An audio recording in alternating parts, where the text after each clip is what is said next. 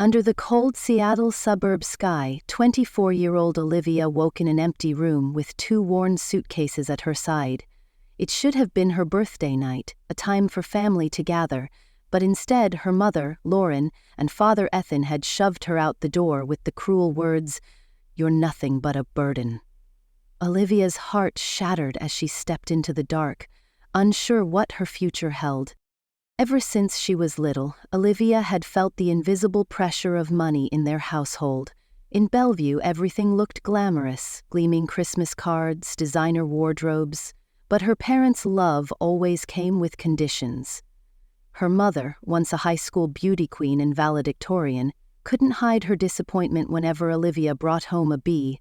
"Why can't you try harder?" she'd ask, the harsh reminder playing on repeat like a jarring refrain. In her sophomore year at the University of Washington, Olivia determined to chase her dream of becoming a graphic designer.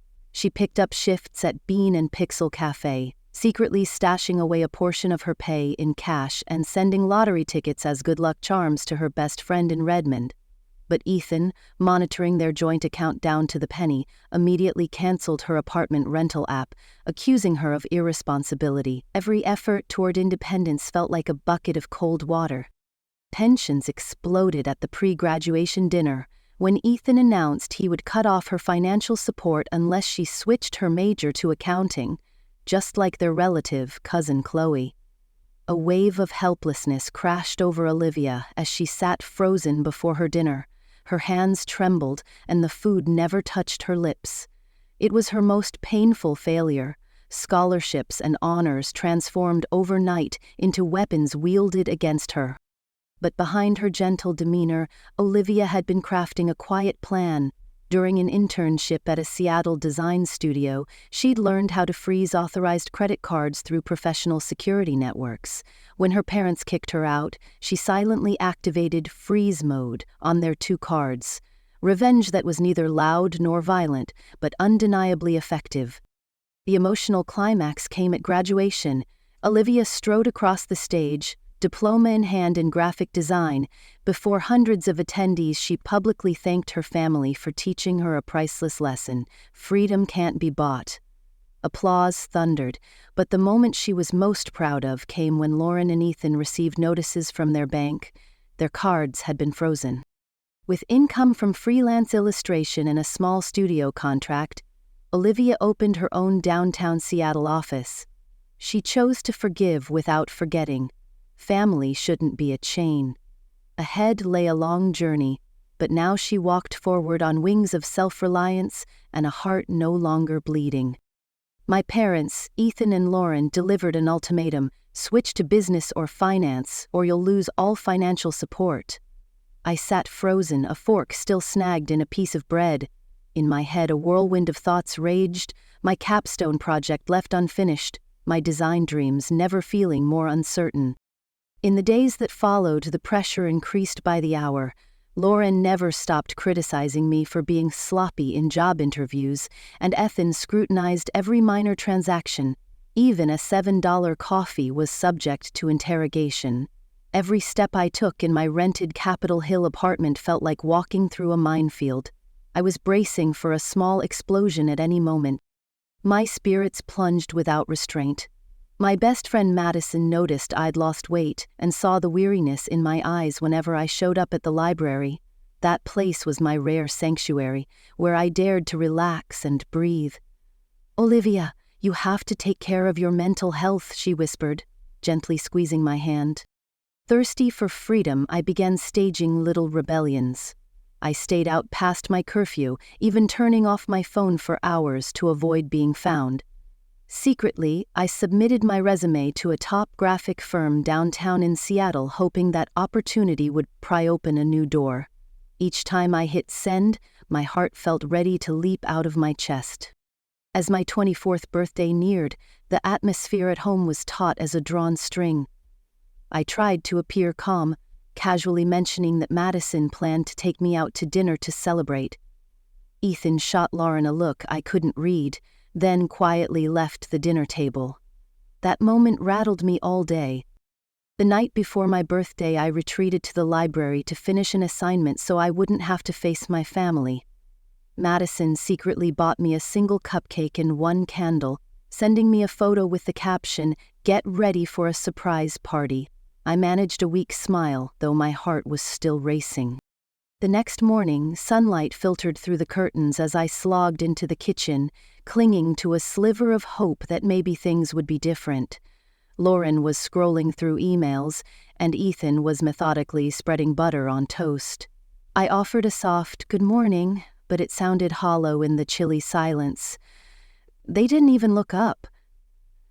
I realized this birthday would be nothing like those before. I poured myself a cup of coffee and lingered over the last sip before rushing out to campus. All day my phone buzzed with warm messages. Madison sent a gif of dancing cupcakes. Logan texted "Happy birthday, design genius." And a few old friends from Queen Anne sent their wishes on social media. Still, there was not a single word from my parents. In the afternoon design class, she found it hard to focus. After class, Professor Grant called her back and gently placed a hand on her shoulder. "Everything okay, Olivia?" She nodded quickly. "I'm fine, ma'am." When she turned back to the board, the professor smiled. "Your portfolio project is outstanding. Don't let anyone make you doubt your abilities." That encouragement was like a small flame warming her frozen heart. At lunch, Madison invited Olivia to their favorite sandwich shop in Ballard. Her friend brought a handmade bracelet, woven carefully with pastel threads, light pink and mint green. "I hope this year brings you true freedom," Madison said, her eyes worried but full of hope. Olivia felt the sincerity of their friendship, a steady anchor amid her family's storm. When driving home late in the afternoon, Olivia's heart raced as if it might leap out of her chest. She thought about driving past her house and going somewhere unknown, someplace free of invisible pressures. For a moment she imagined renting a small Airbnb in Fremont and starting a new life. But in the end, she turned onto the street leading to the Capitol Hill house, where relentless judgment awaited her. The living room was oppressively silent. Her mother sat in an armchair, her face as cold as granite, while her father placed 2 folders on the coffee table. Olivia noticed the smell of leather and the rustle of paper as they flipped through documents, printouts detailing every one of her transactions. The room felt more like a tense business meeting than a home. "Sit down, Olivia," her father said coldly, pointing to the chair opposite him.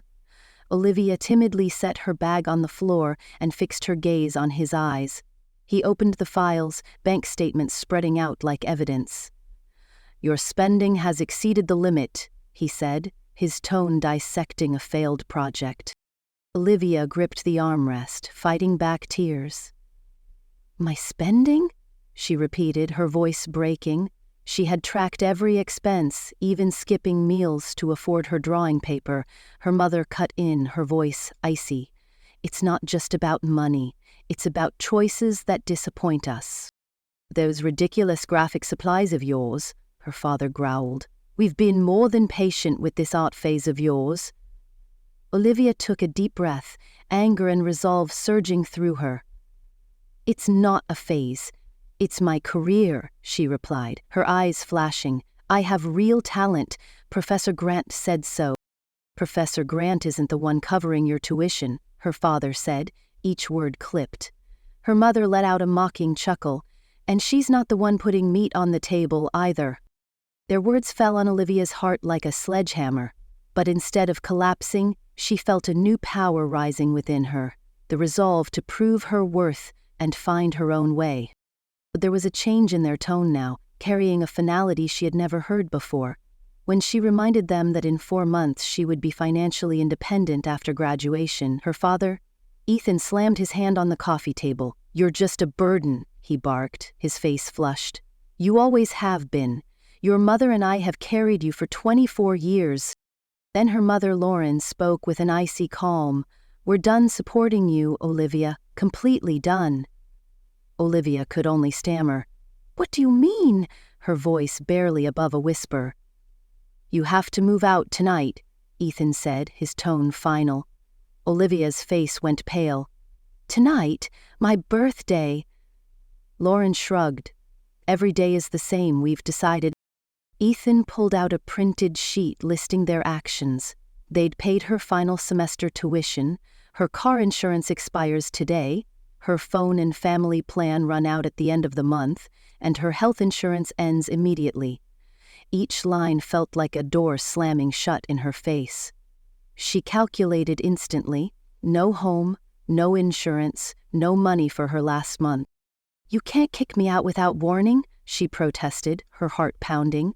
"We can," Lauren replied, "and we are. You're an adult now, Olivia. It's time you lived up to that." Ethan waved his hand dismissively. "You won't last a week. Bet you'll be begging to switch to business school." They laid out two clear choices: leave with dignity or follow their path. Her hands shook, but her dream burned brighter than ever. She rushed upstairs to pack, her fingers trembling so badly she could barely zip her suitcase. Tears blurred her vision as she threw clothes and personal items together, knowing she couldn't take everything. Ethan called up the stairs. 45 minutes. Anything you leave behind is ours." Olivia dialed Madison, her voice choked. "They're kicking me out right now. Can I crash at your place?" Without hesitation, Madison answered, "Of course. I'll be there in a minute." Olivia dragged her suitcases down the stairs, ignoring the family photos still hanging on the walls. At the threshold, she held her breath as she handed the keys to her father, her hands still shaking. "You'll regret this stubbornness," Lauren warned as she hoisted her luggage. Olivia surprised herself by replying, "I won't be coming back." The words came out crisp and strong, stronger even than anything they'd said. Outside, a sudden downpour blurred my vision. I walked to the car, each raindrop mingling with my tears. In that moment, my phone buzzed. A message from Madison. "I'm outside. You're not alone." Clutching the screen in the rain, I felt a spark of hope amid the storm. Madison's tiny Fremont apartment barely fit 3 people, but she and Avery greeted me like flight attendants boarding a passenger. I collapsed onto the worn sofa, my 2 suitcases neatly at my side, my heart still heavy from the shock of becoming homeless overnight. Avery brought me a steaming cup of tea, but I could only whisper, "Was there really no warning?" One minute I had a home, the next I had none. Madison squeezed my shoulder and said, "You're not homeless. Stay here as long as you need." But all 3 of us knew that 1-bedroom place couldn't last forever. Madison and Avery were already sharing a double mattress and a twin mattress propped against the wall. That first night dragged on in misery. I tossed on the sofa, worried about money for food, my next place to stay, and health insurance if I got sick. At 2:30 a.m. I checked my bank account. $30,000 stared back at me, and everything else had vanished into the joint account my parents controlled. When dawn broke, I still hadn't slept. My eyes were bloodshot, my throat parched, each breath aching. Madison found me face down on the kitchen table and gently patted my back. "Did you get any rest?" she asked. I shook my head. She advised, "Tomorrow morning, go straight to the financial aid office. They must have an emergency fund for cases like yours." The next morning, I stood at the entrance of the University of Washington Advising Center at 7:45, clutching my student ID like a last lifeline. Mrs. Sarah, my advisor, whom I'd never met, listened and then sighed. "Your FAFSA still relies on your parents' income. To be considered independent, you need proof they've cut off all support." I explained that I'd been kicked out, but she gently replied, "You'll need tax documents or a legal emancipation." I left her office with stacks of emergency loan forms, scholarship applications, and work-study schedules. But none of it helped with housing for tonight or next semester's tuition. I then rushed to Bean and Pixel Cafe where I worked and knelt before the manager, begging for more shifts. "Could you give me another 12 hours? He nodded. "Okay, but that's the maximum budget. 12 hours at minimum wage wouldn't even cover half my book costs." Meanwhile, my phone buzzed nonstop. My father texted demanding I return my high school graduation laptop and the suitcases. They were family property. My mother posted false stories about the rebellious daughter on the extended family chat, making me out to be the villain in their eyes. By the third day, I had slept only 3 hours, showered at the gym, left my luggage at Madison's, and tried to keep up with classes. Just when I felt utterly drained, my phone buzzed with a message from Professor Grant. "I just heard what happened. I'll support you with an internal grant and connect you with a design studio." Her unexpected offer was like a ray of light in the darkness. I swallowed back tears, feeling a surge of new strength. Even though the family storm hadn't let up, I now had an ally and a plan for the future. The first step out of that stifling shadow was my determination to rise, turning my hurt into fuel for soaring higher. After class, Professor Grant called me in, her eyes heavy with concern. "Your personal situation is affecting your work. Your designs lack focus." I fought back tears, and voice trembling poured out everything in her office. The shame, the tears. She listened without interruption, then gently placed her hand on the desk. "Don't isolate yourself. I'll refer you to the university's emergency housing program and recommend you for a position in the design department. Your talent needs nurturing." A week after being kicked out, I was still barely surviving. The emergency housing program had a 3-week wait list while my emergency loan application remained pending. My shifts weren't enough hours, and I was starting to face the possibility of having to drop out with only 4 months left until graduation. One exhausted night after 2 shifts, I checked my personal account and froze at the warning, "Account locked due to dispute." My heart felt like it stopped. In the campus computer lab, Logan, my classmate from advanced design, noticed my anxiety. "Bank trouble?" he asked quietly, setting his laptop beside mine. I sighed. "My parents reported my account as fraudulent." Logan whistled softly. "That's awful." After a moment's silence, he shared, "My dad did that when I came out. When he couldn't control my feelings, he turned to financial weapons." I asked, "How did you handle it?" "Well, not always legally," Logan said, looking me in the eye, "but I learned a lot about banking security loopholes." He explained that many people reuse old passwords and rarely update security questions, leaving a backdoor for hackers. I remembered. I had set up my parents' online banking profiles. They weren't tech-savvy. Logan tilted his head. "Have they ever changed their passwords?" I stammered. "Probably not. My dad uses his birth year plus the company name, then an exclamation point. And they use his email for recovery." An idea sparked in my mind. If Logan could help, I could exploit that weakness. The next afternoon, we met at Bean and Pixel Cafe just off campus, out of digital earshot. Logan brought his laptop, I brought my anger and despair. He spoke earnestly. "I'm not going to help you steal money or break the law. Depending on how far you go, you could end up in prison immediately." I nodded firmly. "I don't want to take a single cent from my parents. I just want them to pay for abandoning me." That night I stayed up planning every detail. I recalled the exact URL for my parents' old online banking portal, how their 2-factor authentication stopped at email and their password pattern repeating itself. The last tear dried on my cheek as I realized, for the first time in weeks, I was not entirely hopeless. The rain pattered against the window, but inside me burned a fierce resolve. If they'd betrayed me without mercy, I would teach them what true loss meant. I looked at Logan with determination tinged by anxiety. He reiterated, "There's a difference between illegal hacking and using the legitimate access you already have. Stick to the legal route." Within an hour, Logan patiently explained how credit freezes worked, the distinction between a fraud alert and a security freeze, and how to initiate the most cumbersome but fully lawful verification process. The more I learned, the more stunned I was to discover that although my family appeared wealthy, they were heavily dependent on credit. My father, Ethan, leased his Mercedes instead of owning it outright, and my mother, Lauren, indulged in shopping sprees with an array of credit cards. Logan observed, "People who control finances often bury debts. They just know how to hide them." Suddenly I spotted their weak point, their reliance on the credit system. That evening in the computer lab, I drafted every step, verifying my parents' account access, preparing documentation proving I'd set up their profiles originally, creating an anonymous email, and saving threatening messages about cutting off all support, along with emails my father had sent the extended family.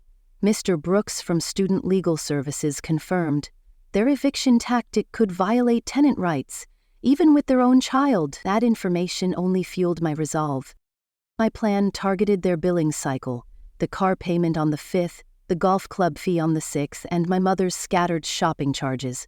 On the evening of the 30th, I used my father's birth year plus the company name and an exclamation point, the password they never changed, to log into their primary credit account. The dashboard appeared immediately, proving my access was intact.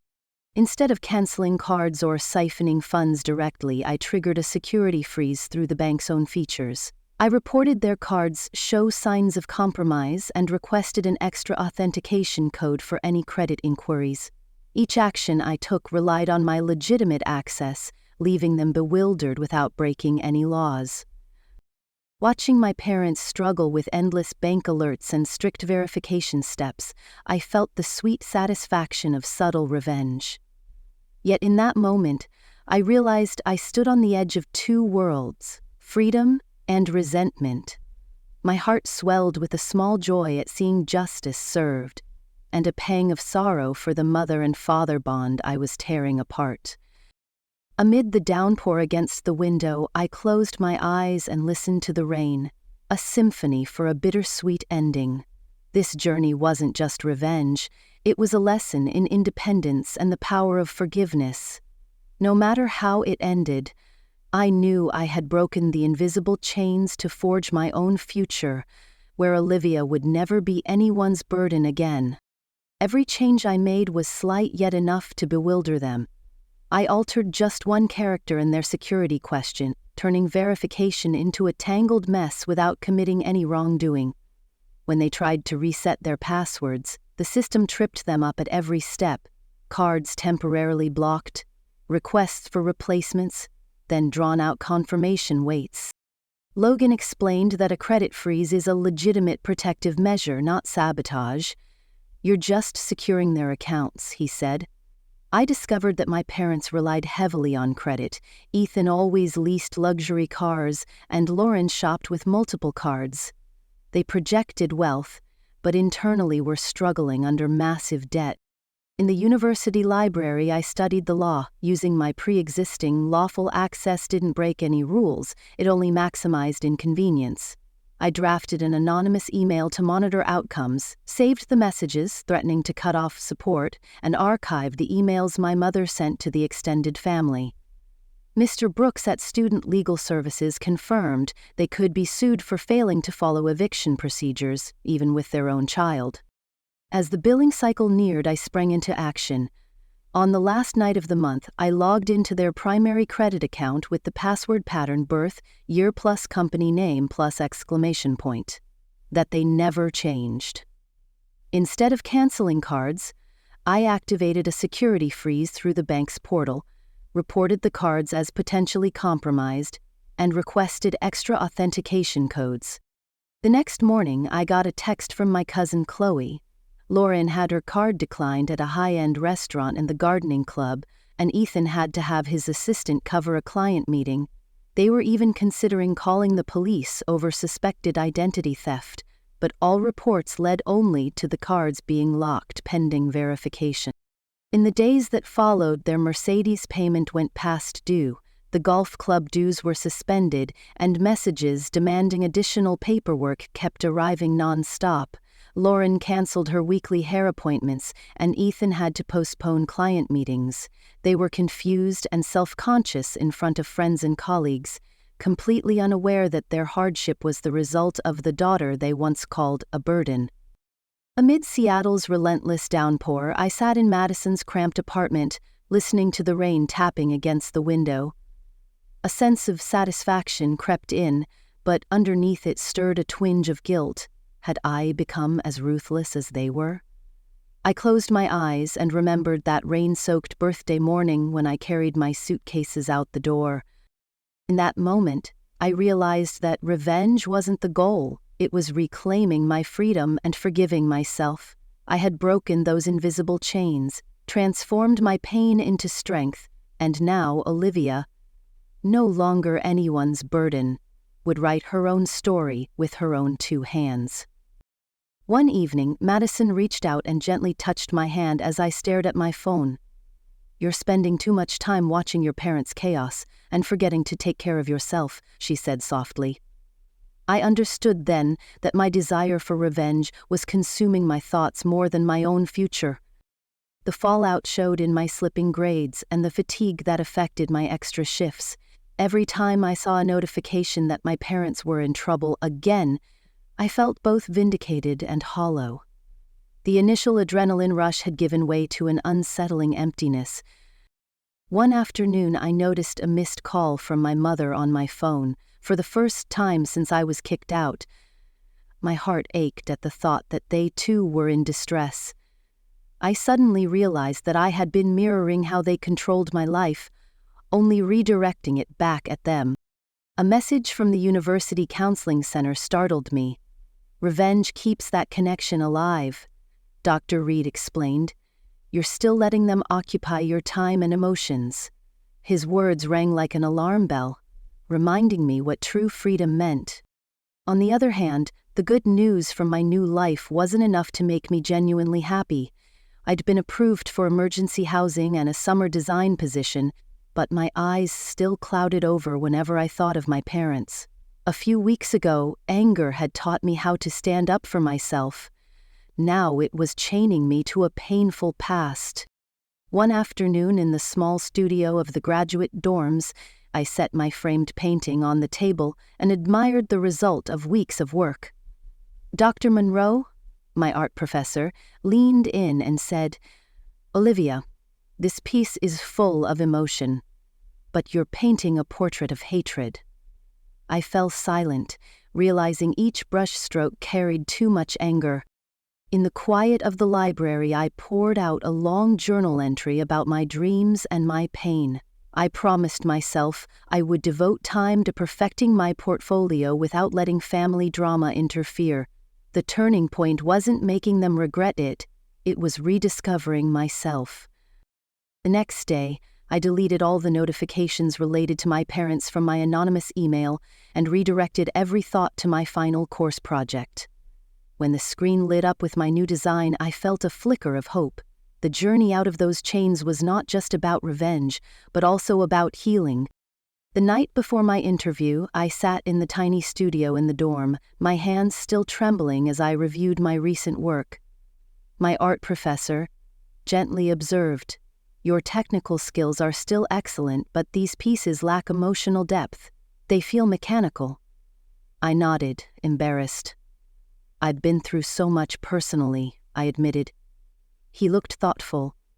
"Creativity requires full presence. You can't be whole when your heart is tied to the past." That evening, in a room furnished only with plywood walls and a desk, I found myself scrolling through that anonymous inbox to check on my parents' progress. My classmate Brooke glanced over and said, "You're checking that email more than your social media." Her words were a wake-up call. I suddenly realized how much space in my head was occupied by a revenge plan instead of my dream of becoming a designer. In that moment, I felt my future nailed to the strange relationship with my parents. They would eventually resolve their financial crisis on their own, but I risked defining myself forever by my resentment. The thought made me shudder. If I continued down this path, I would only deepen the wound. Then an email from the prestigious design firm popped into my primary inbox. An invitation to interview tomorrow morning. I knew I had to make a choice. This opportunity could open the door to my career, but only if I showed up with a clear mind, rather than chained to vendetta. That night, I drafted an anonymous letter from a throwaway email with step-by-step instructions for my parents to unlock their accounts and restore their security. I scheduled it to send automatically in 2 days, mimicking a message from the bank, a solution to their crisis that concealed my involvement.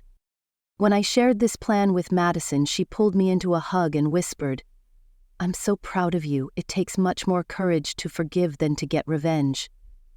A warm relief washed over me. I had let go of my burden of hatred and given them a chance to make things right. From then on, I focused entirely on applying for independent student scholarships, seeking additional aid, and refining my portfolio for the interview. The grueling final weeks became meaningful when I saw the satisfied look in Dr. Munro's eyes. "This is the most authentic work you've ever created." The following summer, I received an internship offer from the design firm, complete with enough support for me to cover my own expenses. I found a shared apartment with 2 other students in Ballard, a cozy, stable home compared to the emergency dorm. 3 weeks after I sent the liberation letter to my parents, Madison threw a small birthday party in the common room. There was no fancy restaurant, just chocolate cake and the laughter of new friends. For the first time in years, I blew out candles surrounded by people who loved me for who I truly was, not a burden or someone else's pain. One evening, I received a surprising email from Mr. Foster, the owner of North Sound Gallery. He'd seen the student exhibition and wanted to include 2 of my pieces in this summer's Emerging Voices show. This opportunity came purely from talent, no family connections or money involved. As spring turned to summer, I gradually let go of the anger that had driven me. There were still hard days when I mourned the lost family relationship, but I no longer defined myself as the abandoned daughter or the clever avenger.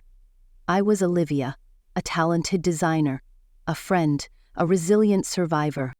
1 year after that fateful birthday night, my life had transformed beyond my wildest hopes. I graduated summa cum laude and walked across the stage to the cheers of Madison and my new circle of friends. My parents' absence no longer stung, because I understood the pride that comes from one's own achievements. My summer internship turned into a junior designer position at a small boutique studio in Ballard, allowing me to live independently and securely. I moved into a shared apartment with Madison and Brooke, where we created together in warm camaraderie. Every morning I remembered Dr. Munro's words, "You're telling your own story." Managing my finances became a top priority. I built an emergency fund, monitored every expense carefully, and set up automated payments. My relationship with money now had purpose. I aimed for stability, not status. Occasionally, I'd hear updates about my parents through mutual friends, but I didn't seek them out. They'd recovered from the credit mishap, chalking it up to a system error. When Richard and Lauren messaged to say they hoped to reconnect, I replied briefly, maintaining clear boundaries. I'm back on my own path. The Emerging Voices exhibition opened under warm golden lights. My largest painting, depicting a woman soaring free above the rubble, earned praise from Mr. Foster and the young critics alike.